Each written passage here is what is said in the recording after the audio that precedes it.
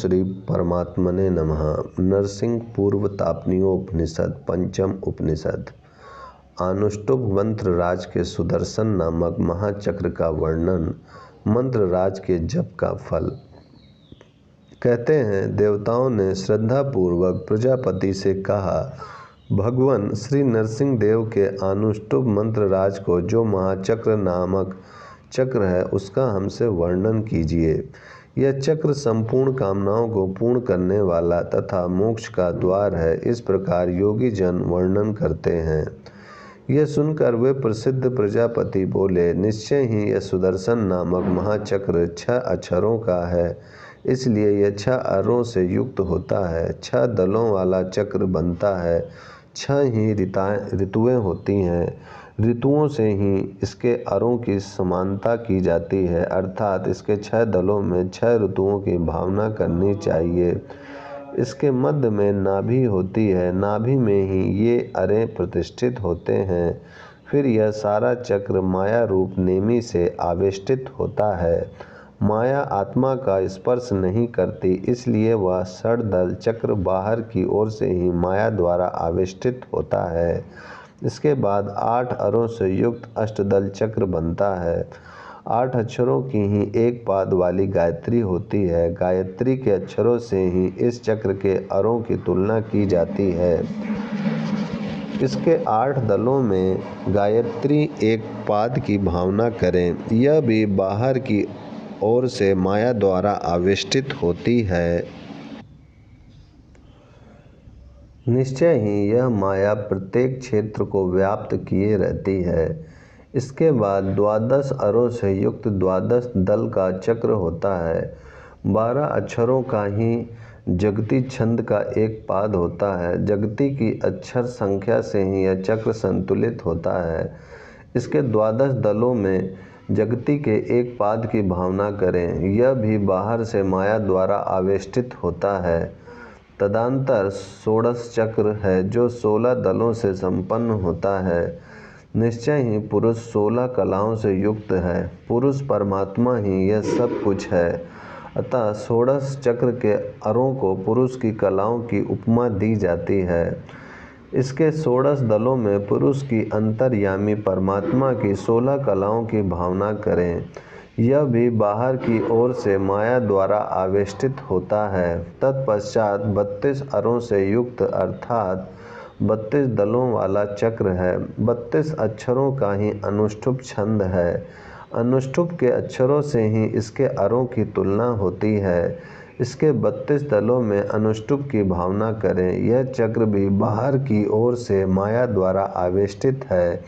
अरों से ही यह पूर्णतः आबद्ध है। वेद ही इसके अरे हैं। पत्तों से ही यह सब ओर घूमता है। छंद ही इसके पत्ते हैं। यह 32 दलों से संपन्न महाचक्र ही सुदर्शन नाम से विख्यात है।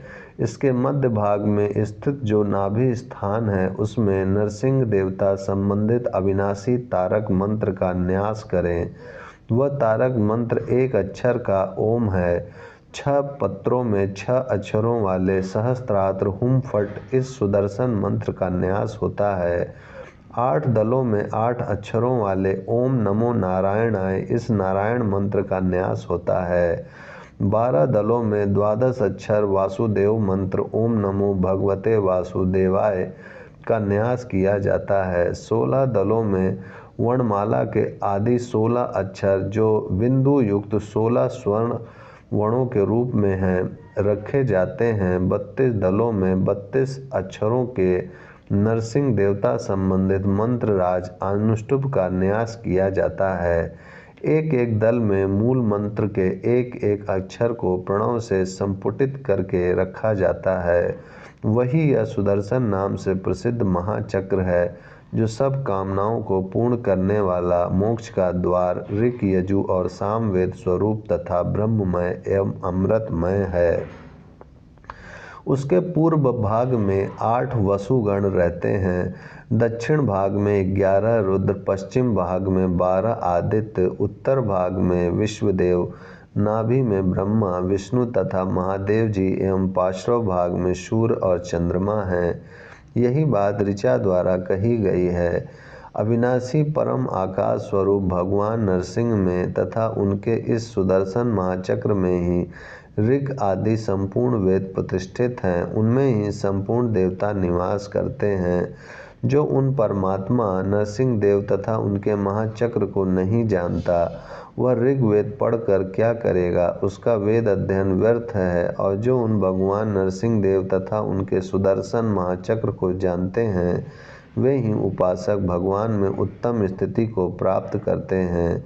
इस सुदर्शन नामक महाचक्र को जो बालक अथवा युवा होकर भी जान लेता है, वह महान बन जाता है, वह सबका गुरु है, वह सब मंत्रों का उपदेशक हो जाता है। मंत्र राज अनुष्टुप से होम करें, अनुष्टुप मंत्र से ही पूजन करें। यह सुदर्शन महाचक्र राक्षस जनित भय का नाश करने वाला है, मृत्यु से तारने वाला है। इस यंत्र रूप में गुरु द्वारा प्राप्त करके कंठ में, बाह में अथवा शिखा में बांध लें। इस मंत्र के उपदेशक गुरु को 7 द्वीपों वाली समूची पृथ्वी भी दक्षिणा रूप में दे दी जाए तो उसके लिए यह पर्याप्त नहीं है, अर्थात उस मंत्र की महिमा के समक्ष संपूर्ण पृथ्वी का दान भी तुच्छ है।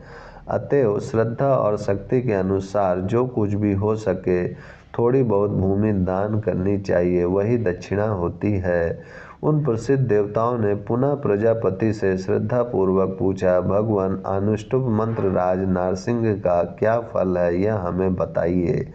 यह सुनकर उन सुप्रसिद्ध प्रजापति ने कहा, जो इस नारसिंह मंत्र राज अनुष्टुप का नित्य जप करता है, वह मानो अग्नि में तपाया जाकर शुद्ध हो जाता है, वह वायुपूत होता है, वह सूर्य और चंद्रमा द्वारा शुद्ध कर दिया जाता है, वह सत्यपूत होता है, वह लोकपूत होता है, वह ब्रह्मा विष्णु रुद्र तथा समस्त वेदों द्वारा पवित्र कर दिया जाता है। सारांश यह है कि वह सबके द्वारा सर्वथा पवित्र कर दिया जाता है। जो भगवान नरसिंह देव के इस मंत्र राज अनुष्टुप का नित्य जप करता है, वह मृत्यु को पार कर जाता है, वह पाप से तर जाता है, वह ब्रह्म हत्या को पार कर जाता है, वह भ्रूण हत्या से तर जाता है, वह विरह हत्या से तर जाता है, वह सबकी हत्या से तर जाता है, वह जन्म मृत्यु रूप संसार को पार कर जाता है, वह सबको पार कर जाता है, वह सबको पार कर जाता है।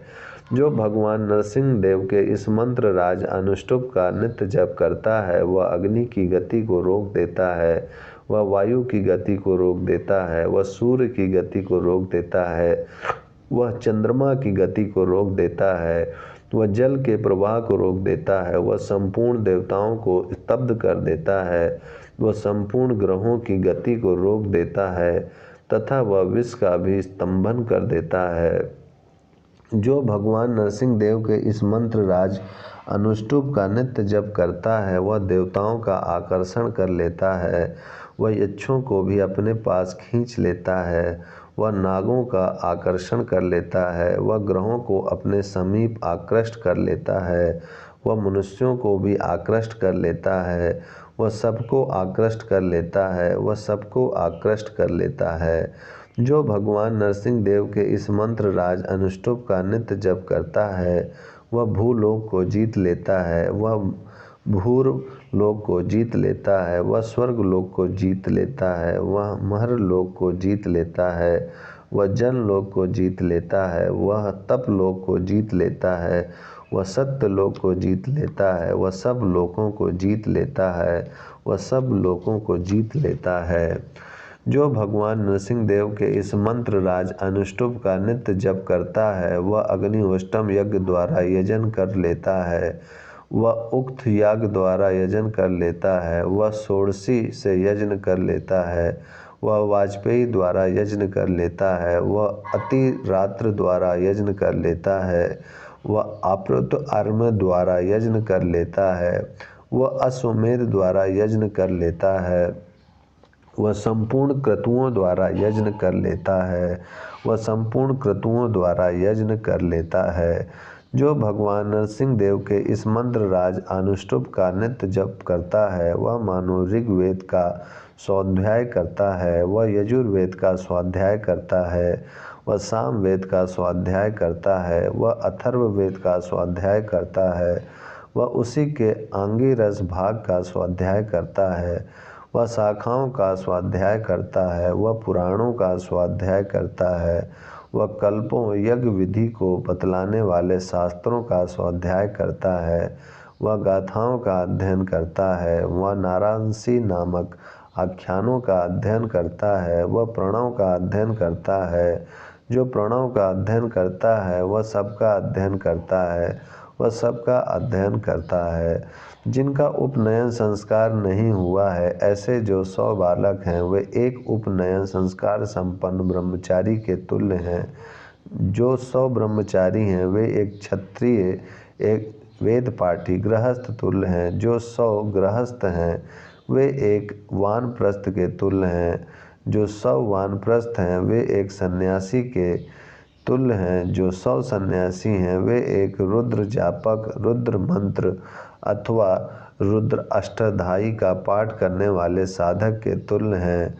जो 100 रुद्र जापक हैं वे एक अथर्व शीर्षः एवं अथर्व शिखा नामक उपनिषद का स्वाध्याय करने वाले के तुल्य हैं, तथा जो 100 अथर्व वेदीय उपनिषदों के स्वाध्याय करता है वे मंत्र राज नरसिंह का जप करने वाले एक साधक के तुल्य हैं। मंत्र राज का जप करने वाले उपासकों को वह परम धाम निश्चय ही प्राप्त होता है, जहाँ सूर्य नहीं तपता, जहाँ वायु नहीं बहती, जहाँ चंद्रमा नहीं प्रकाशित होता, जहाँ तारे नहीं चमकते, जहाँ आग नहीं जलती, जहाँ मृत्यु नहीं प्रवेश कर पाती, जहाँ दुख का कोई प्रभाव नहीं होता। जो सदा आनंदमय, परमानंद पूर्ण, शांत, शाश्वत, सदा कल्याणमय, ब्रह्मादि देवताओं द्वारा वंदनीय तथा योगियों का भी परम ध्येय रूप परम पद है, और जहाँ जाकर योगी परमात्मा में लगे हुए पुरुष इस संसार में नहीं लौटते। इसके संबंध में ऐसी ही बात ऋग्वेद की ऋचा द्वारा भी बताई गई है। जो आकाश में तेजोमय सूर्यमंडल की भांति परम व्योम में चिन्मय प्रकाश द्वारा सब ओर व्याप्त है, भगवान विष्णु के उस परम धाम को विद्वान उपासक सदा ही देखते हैं। साधनों में सदा जागृत रहने वाले निष्काम उपासक ब्राह्मण वहां पहुंचकर उस परम धाम को और भी उद्दीप्त किए रहते हैं। जिस विष्णु का परम पद कहते हैं वह परम पद निष्काम उपासक को प्राप्त होता है। वह यह परम पद निष्काम उपासक को प्राप्त होता है। जो इस प्रकार जानता है वह युक्त फल का भागी होता है। यह महा उपनिषद है। अथर्ववेदीय श्री नरसिंह पूर्व तापनीय उपनिषद समाप्त। शांति शांति ओम शांति शांति।